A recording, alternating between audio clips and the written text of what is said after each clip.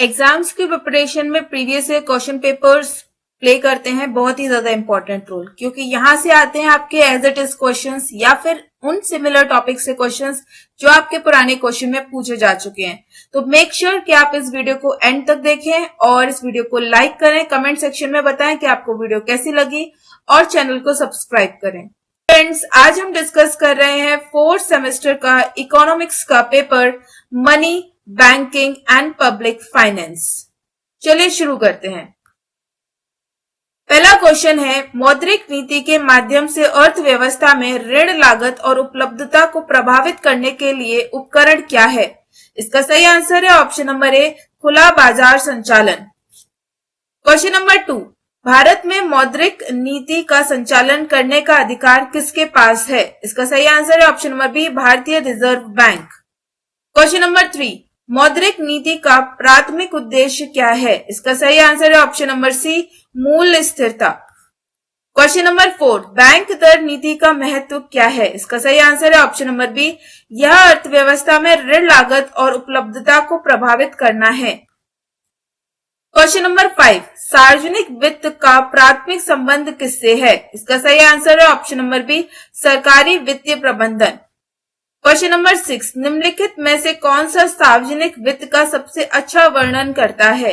इसका सही आंसर है ऑप्शन नंबर सी, सरकारी संस्थाओं द्वारा वित्त का प्रबंधन।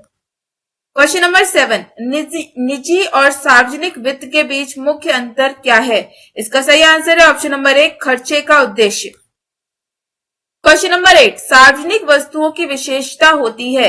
इसका सही आंसर है ऑप्शन नंबर डी, गैर प्रतिस्पर्धा और गैर निष्कासन। क्वेश्चन नंबर 9, निम्नलिखित में से कौन सा एक सार्वजनिक वस्तु का उदाहरण है? इसका सही आंसर है ऑप्शन नंबर सी, राष्ट्रीय रक्षा। क्वेश्चन नंबर 10, अधिकतम सामाजिक लाभ का सिद्धांत यह सुझाव देता है कि सरकारी हस्तक्षेप का उद्देश्य होना चाहिए। इसका सही आंसर है ऑप्शन नंबर बी, समाज की समग्र भलाई को अधिकतम करना। क्वेश्चन नंबर 11, बाजार विफलता तब होती है जब? इसका सही आंसर है ऑप्शन नंबर डी, बाजार संसाधनों का कुशलता से आवंटन करने में फेल होते हैं। क्वेश्चन नंबर 12, निम्नलिखित में से कौन बाजार विफलता का कारण नहीं है? इसका सही आंसर है ऑप्शन नंबर सी, पूर्ण प्रतियोगिता। क्वेश्चन नंबर 13, बाजार विफलता को संबोधित करने में सरकार की भूमिका शामिल है। इसका सही आंसर है ऑप्शन नंबर ए, महत्वाओं को सही करने के लिए हस्तक्षेप। क्वेश्चन नंबर 14, राजकोषीय नीतियों का संबंध सरकारी कार्यों से है। इसका सही आंसर है ऑप्शन नंबर बी, कराधान और सार्वजनिक खर्च। क्वेश्चन नंबर 15, निम्नलिखित में से कौन सा राजकोषीय नीति का उपकरण नहीं है? इसका सही आंसर है ऑप्शन नंबर ए, मौद्रिक नीति। क्वेश्चन नंबर 16, राजकोषीय नीति का प्राथमिक उद्देश्य क्या है? इसका सही आंसर है ऑप्शन नंबर सी, अर्थव्यवस्था को स्थिर करना।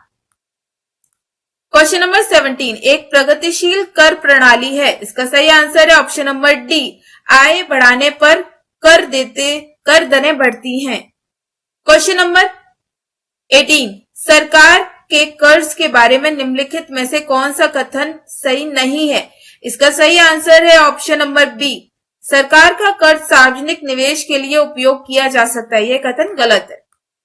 क्वेश्चन नंबर 19, सार्वजनिक वित्त में पीढ़ीगत समानता का अर्थ है। इसका सही आंसर है ऑप्शन नंबर डी, यह सुनिश्चित करना कि वर्तमान पीढ़ियां भविष्य की पीढ़ियों पर अत्यधिक कर्ज का बोझ न डालें। क्वेश्चन नंबर 20, सार्वजनिक व्यय का प्राथमिक उद्देश्य क्या है? इसका सही आंसर है ऑप्शन नंबर बी, समाज की भलाई को बढ़ाना।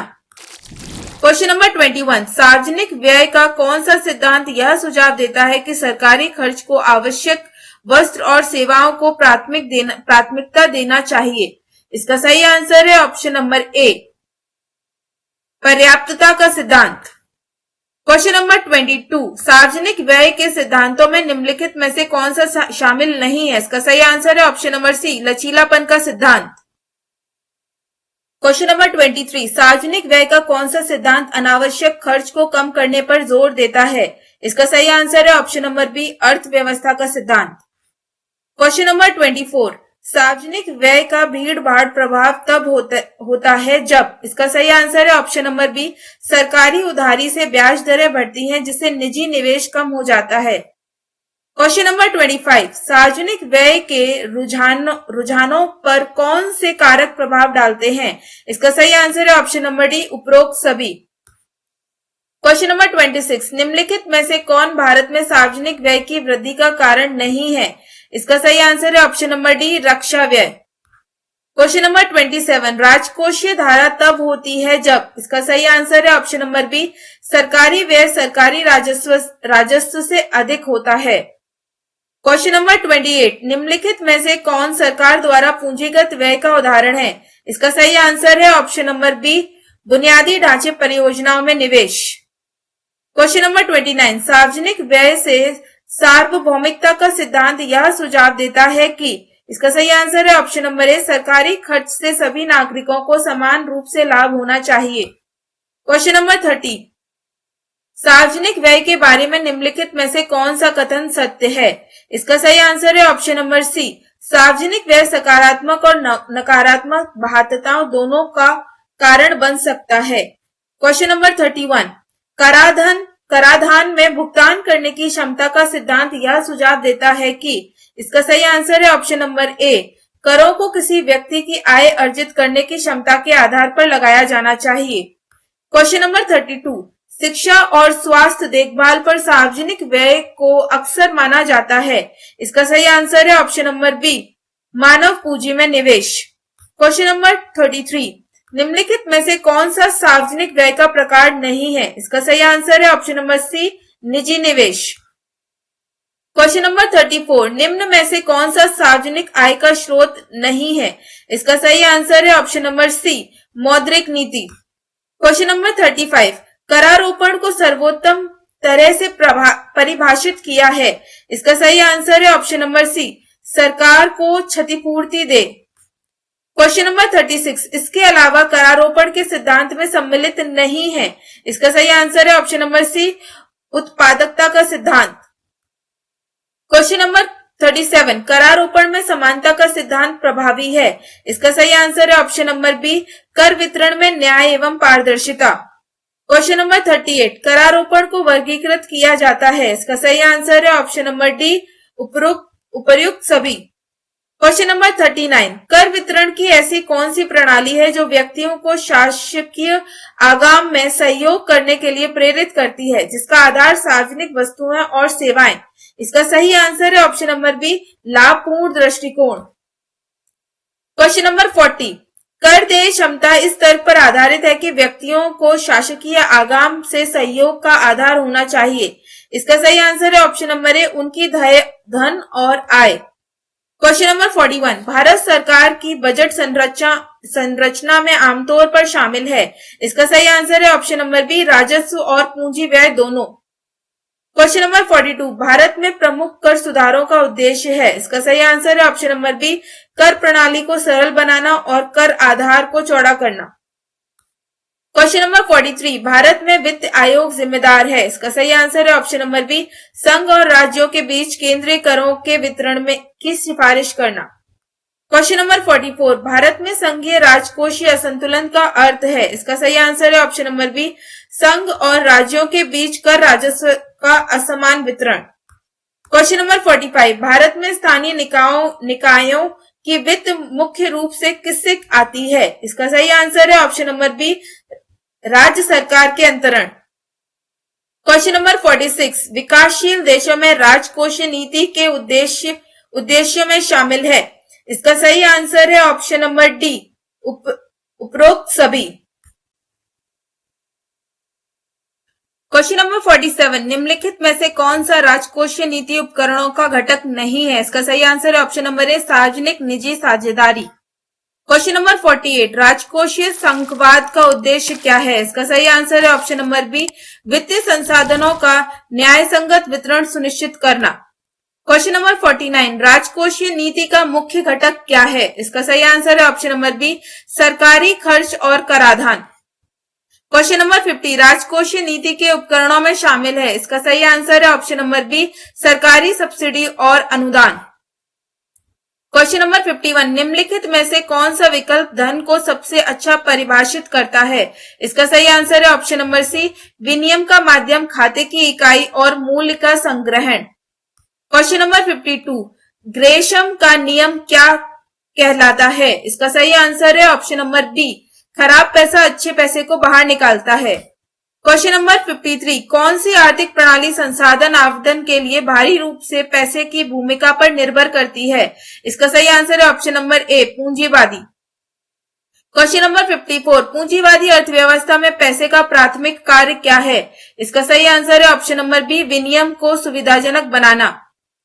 क्वेश्चन नंबर 55, धातु मुद्रा मानक किस पर आधारित होते हैं? इसका सही आंसर है ऑप्शन नंबर ए, सोना और चांदी जैसी कीमती वस्तुएं। क्वेश्चन नंबर 56, पैसे की मात्रा के सिद्धांत का सुझाव है कि? इसका सही आंसर है ऑप्शन नंबर बी, मुद्रा आपूर्ति मूल्य स्तर पर निर्धारित करती है। क्वेश्चन नंबर 57, नगद लेन देन दृष्टिकोण के अनुसार पैसे की मांग किस पर निर्भर करती है? इसका सही आंसर है ऑप्शन नंबर बी, आर्थिक गतिविधि का स्तर। क्वेश्चन नंबर 58, केन्सियन दृष्टिकोण पैसे पर जोर देता है। इसका सही आंसर है ऑप्शन नंबर ए, मुद्रा आपूर्ति को नियंत्रित कहने के लिए सरकारी हस्तक्षेप। क्वेश्चन नंबर 59, निम्नलिखित में से कौन सा पैसे का कार्य नहीं है? इसका सही आंसर है ऑप्शन नंबर बी, श्रम की इकाई। क्वेश्चन नंबर 60, पैसे की मात्रा के सिद्धांत के अनुसार यदि मुद्रा आपूर्ति दोगुनी हो जाती है जबकि वास्तविक उत्पादन स्थिर रहता है तो मूल्य स्तर क्या होगा? इसका सही आंसर है ऑप्शन नंबर सी, यह दोगुना हो जाता है। क्वेश्चन नंबर 61, नोट जारी करने की प्रणाली में पैसा किसके द्वारा समर्पित होता है? इसका सही आंसर है ऑप्शन नंबर बी, भुगतान करने का सरकारी वादा। क्वेश्चन नंबर 62, उच्च शक्ति वाला धन शामिल करता है। इसका सही आंसर है ऑप्शन नंबर बी, प्रचलन में मुद्रा और बैंकों द्वारा धारण किए गए अधिकार। क्वेश्चन नंबर 63, उच्च शक्ति वाले धन का प्राथमिक निर्धारक क्या है? इसका सही आंसर है ऑप्शन नंबर ए, केंद्रीय बैंक को open market operation. Question number 64, मुद्रा गुणक मापता है। इसका सही आंसर है ऑप्शन नंबर ए, उच्च शक्ति वाले धन और मुद्रा आपूर्ति का अनुपात। क्वेश्चन नंबर 65, निम्नलिखित में से कौन सा भारतीय मुद्रा प्रणाली का घटक नहीं है? इसका सही आंसर है option number C, riyal. Question number 66, वर्तमान में भारत में कानूनी मुद्रा क्या है? इसका सही आंसर है ऑप्शन नंबर सी, आरबीआई द्वारा जारी मुद्रा गेट और सिक्के। क्वेश्चन नंबर 67, भारतीय संदर्भ में मौद्रिक आधार का मतलब है। इसका सही आंसर है ऑप्शन नंबर सी, उच्च शक्ति वाला धन। क्वेश्चन नंबर 68, भारत में मुद्रा गुणक निर्भर करता है। इसका सही आंसर है ऑप्शन नंबर ए, आरबीआई द्वारा निर्धारित भंडार की आवश्यकताएं। क्वेश्चन नंबर 69, भारतीय रिजर्व बैंक पैसे की आपूर्ति को नियंत्रित करने के लिए किस उपकरण का उपयोग करता है? इसका सही आंसर है option number A, open market operation. Question number 70, भारतीय मुद्रा प्रणाली आधारित है। इसका सही आंसर है ऑप्शन नंबर ए, दशमलव प्रणाली। क्वेश्चन नंबर 71, भारतीय रिजर्व बैंक द्वारा आपूर्ति के इस उद्देश्य से नियंत्रित करता है। इसका सही आंसर है ऑप्शन नंबर ए, स्थिर कीमतें और आर्थिक विकास। क्वेश्चन नंबर 72, वाणिज्यिक बैंकें मुख्य रूप से किसमें संलग्न होते हैं? इसका सही आंसर है ऑप्शन नंबर सी, जमा स्वीकार करना और ऋण देना। क्वेश्चन नंबर 73, वाणिज्यिक बैंकों द्वारा ऋण सृजन का तात्पर्य है। इसका सही आंसर है ऑप्शन नंबर सी, ऋण गतिविधियों के माध्यम से नई जमा राशि उत्पन्न करना। क्वेश्चन नंबर 74, साख नियंत्रण की प्रणाली वाणिज्यिक बैंकों द्वारा सीमित होती है। इसका सही आंसर है ऑप्शन नंबर बी, भंडार की उपलब्धता। क्वेश्चन नंबर 75, स्वतंत्रता के बाद भारत में वाणिज्यिक बैंकिंग का विकास देखा गया। इसका सही आंसर है ऑप्शन नंबर ए, प्रमुख बैंकों का राष्ट्रीयकरण। क्वेश्चन नंबर 76, राष्ट्रीयकरण के बाद वाणिज्यिक बैंकिंग की प्रगति की एक महत्वपूर्ण समीक्षा में शामिल है। इसका सही आंसर है ऑप्शन नंबर सी, संपत्ति की गुणवत्ता में गिरावट। क्वेश्चन नंबर 77, हाल के वर्षों में भारत में बैंकिंग क्षेत्र पर सुधार पर ध्यान केंद्रित किया गया है। इसका सही आंसर है ऑप्शन नंबर बी, नियामक ढांचे को मजबूत करना। क्वेश्चन नंबर 78, वाणिज्यिक बैंकों का कौन सा कार्य जनता से जमा स्वीकार करना शामिल करता है? इसका सही आंसर है ऑप्शन नंबर सी, जमा जुटाना। क्वेश्चन नंबर 79, वाणिज्यिक बैंकों द्वारा ऋण सृजन की एक सीमा क्या है? इसका सही आंसर है ऑप्शन नंबर डी, मुद्रास्फीति का जोखिम। क्वेश्चन नंबर 80, भारतीय रिजर्व बैंक का राष्ट्रीयकरण कब हुआ? इसका सही आंसर है option number B, 1949। Question number 81, वाणिज्यिक बैंक अर्थव्यवस्था में एक महत्वपूर्ण भूमिका निभाते हैं। इसका सही आंसर है ऑप्शन नंबर ए, वित्तीय संसाधनों का कुशलता से आवंटन करना। क्वेश्चन नंबर 82, भारतीय बैंकिंग क्षेत्र में हाल के सुधारों की प्रवृत्ति में शामिल है। इसका सही आंसर है ऑप्शन नंबर ए, बेसल 3 मानदंडों की शुरुआत। क्वेश्चन नंबर 83, वाणिज्यिक बैंकों के किस कार्य से आर्थिक विकास का समर्थन होता है? इसका सही आंसर है ऑप्शन नंबर सी, बचत को जुटाना और उन्हें उत्पादक निवेशों में चैनल करना। क्वेश्चन नंबर 84, ऋण नियंत्रण की मात्रात्मक विधियों में शामिल है। इसका सही आंसर है ऑप्शन नंबर डी, उपरोक्त सभी। क्वेश्चन नंबर 85, निम्नलिखित में से कौन सा ऋण नियंत्रण की गुणात्मक विधि है? इसका सही आंसर है ऑप्शन नंबर सी, मार्जिन आवश्यकताएं। क्वेश्चन नंबर 86, बैंक दर नीति का उपयोग केंद्रीय बैंक द्वारा किया जाता है। इसका सही आंसर है ऑप्शन नंबर बी, अर्थव्यवस्था में ब्याज दरों को विनियमित करने के लिए। क्वेश्चन नंबर 87, खुला बाजार संचालन शामिल करता है। इसका सही आंसर है ऑप्शन नंबर ए, सरकारी प्रतिभूतियों की खरीद और बिक्री। क्वेश्चन नंबर 88, भारतीय रिजर्व बैंक के कार्यों में से एक है। इसका सही आंसर है ऑप्शन नंबर सी, मुद्रा नोट जारी करना। क्वेश्चन नंबर 89, भारत में मौद्रिक नीति की एक सीमा क्या है? इसका सही आंसर है ऑप्शन नंबर बी, बाहरी कारकों पर निर्भरता। क्वेश्चन नंबर 90, परिवर्तनशील आरक्षित अनुपात का मतलब है। इसका सही आंसर है ऑप्शन नंबर ए, बैंक के पास रखे जाने वाले आरक्षित अनुपात को बदलना। क्वेश्चन नंबर 91, चयनात्मक ऋण नियंत्रण का उपयोग किया जाता है। इसका सही आंसर है ऑप्शन नंबर बी, अर्थव्यवस्था के विशिष्ट क्षेत्रों को लक्षित करने को। क्वेश्चन नंबर 92, भारतीय रिजर्व बैंक किसके बैंकर के रूप में कार्य करता है? इसका सही आंसर है ऑप्शन नंबर ए, वाणिज्यिक बैंक। क्वेश्चन नंबर 93, नैतिक समझाइश एक नियंत्रण विधि है जिसमें शामिल है। इसका सही आंसर है ऑप्शन नंबर बी, बैंकों को केंद्रीय बैंक की नीतियों का पालन करने के लिए समझाइश देना। क्वेश्चन नंबर 94, भारतीय रिजर्व बैंक भारतीय बैंकिंग प्रणाली को विनियमित करने में क्या भूमिका निभाता है? इसका सही आंसर है option number C, option number C, बैंकों की निगरानी और लाइसेंसिंग करना। क्वेश्चन नंबर 95, भारत में मौद्रिक नीति के उद्देश्यों को प्रभावित करने वाले कारक हैं। इसका सही आंसर है ऑप्शन नंबर डी, उपरोक्त सभी।